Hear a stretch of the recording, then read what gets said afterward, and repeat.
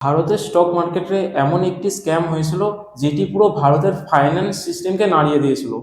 একজন ব্যক্তি, একজন ব্রোকার, যে পুরো এই স্ক্যামটি করেছিল, সে ব্যাংক সিস্টেমের মধ্যে একটি লুপ খোঁজে এবং সেই লুপটিকে ব্যবহার করে এই স্ক্যামটি করার জন্য।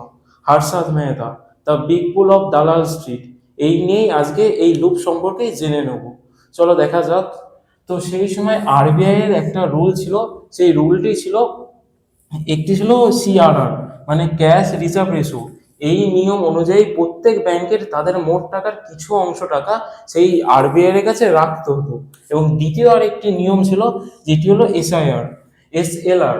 এটির মানে হলো যে তাদের যে ব্যাংকের টাকাটি রয়েছে সেই টাকার কিছু অংশ গভর্নমেন্ট সিকিউরিটিজ বা গভর্নমেন্ট বন্ডসে ইনভেস্ট করতে হতো। এটিই ছিল এই নিয়মের জন্য ব্যাংকের কাছে অনেক টাকা লেনদেনের জন্য কিছু ঘাটতি হতো, এবং এই ঘাটতি পূরণ করার জন্য ব্যাংকেরাও অন্য ব্যাংকের কাছ থেকে লোন নিত। তো ধরে নাও এটা হলো একটা ব্যাংক এ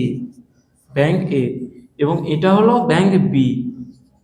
এবং ব্যাংক এ যখন ব্যাংক বি এর কাছ থেকে লোন নেবে, তার বদলে এখানে যে প্রত্যেকের একটা নিয়ম ছিল যে প্রত্যেকের একটা গভর্নমেন্ট সিকিউরিটিসে ইনভেস্ট করতে হবে।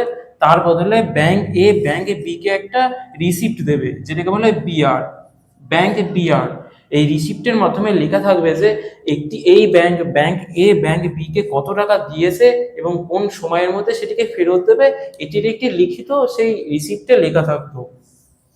এবং এই রিসিপ্টের মাধ্যমে কোনো ব্যাংকে সেই লোনটি দিত। একটি বিষয় ছিল, যেটি হলো যে যে রিসিপ্টটি ছিল, যে বিআরটি ছিল, এই বিআরটি ব্যাংক টু ব্যাংক সরাসরি ট্রান্সফার হতে পারতো না।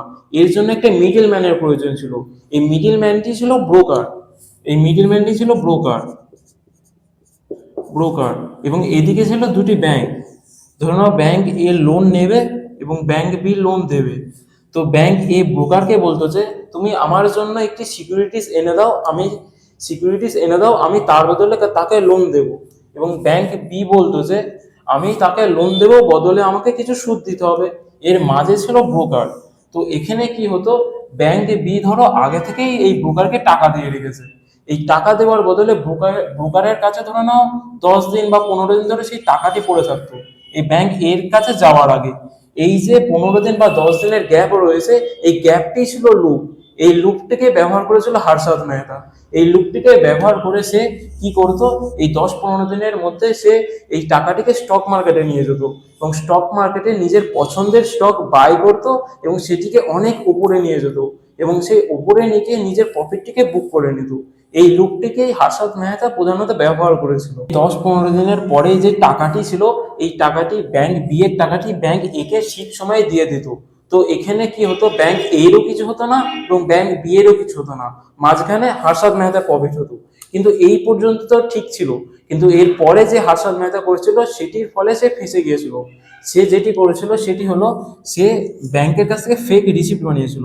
Fake fake BR fake BR বলতে কি হলো, সেই সময় আরবিআই কোন ব্যাংক কত টাকার বিআর বানাচ্ছে, অর্থাৎ কত টাকার সিকিউরিটি সে তার বিআর এ লিখছে, এটি সে কখনোই দেখতো না, আরবিআই কখনো দেখতো না।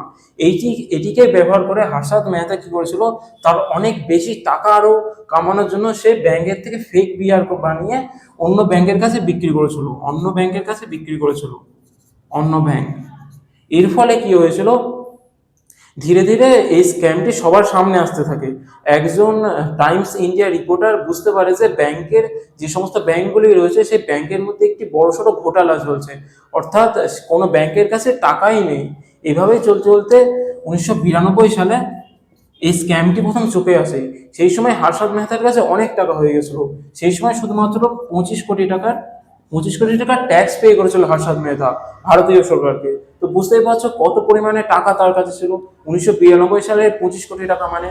এভাবে 24শে এপ্রিল 1992 সালে এই স্ক্যামটি সবার সামনে আসে। এই স্ক্যামটি সামনে আসার ফলে যে স্টক মার্কেট ছিল সেটি একভাবেই নিজে পড়তে থাকে এবং যে সাধারণ বিনিয়োগকারী ছিল তাদেরও অনেক লস হয়। এবং কি হয়, হর্ষদ মেহতার উপরে প্রায় 72টি কেস চলতে থাকে এবং অনেক নতুন নতুন ব্যাংকিং সিকিউরিটিস এর আইন আনা হয়, সেবিকে পাওয়ারে আনা হয়। এসিবিআই সেবিকে পাওয়ারে আনা হয়। এই সেবি হলো যে ভারতের যে স্টক মার্কেটে রয়েছে এটির পুলিশ, যাতে এই রকম স্ক্যাম আর ভবিষ্যতে না হয় এবং সবকিছু ভালোভাবে চলতে পারে। এই জন্যই সেবির পাওয়ার অনেক বাড়িয়ে দেওয়া হয়। এভাবে চলতে চলতে হর্ষদ মেহতা 2001 সালে মারা যায় জেলের মধ্যেই। এটি হর্ষদ মেহতার মোটামুটি একটা স্ক্যামের উদাহরণ দিয়েছি এবং হালকা হালকা করে কিছু পয়েন্ট ছুঁয়ে গেছি, তাতে ভিডিও অনেক লম্বা হয়ে গেছে, তো সবকিছু নিতে গেলে ভিডিওটি অনেক বড় হয়ে যাবে। তো চলো